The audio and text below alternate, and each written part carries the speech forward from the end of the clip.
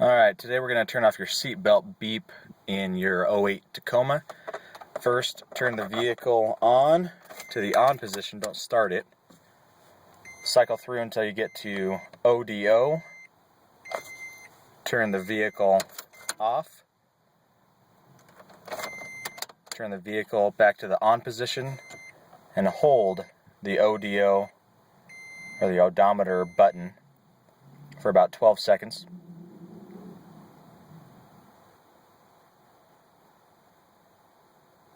Do a little countdown in your head. And next, you want to grab your seatbelt and sit down.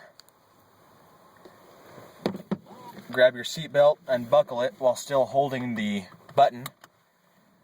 And you'll see, now it says be off.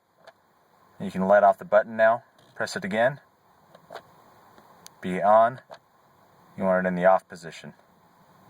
After that, turn the vehicle off. And you're ready to go.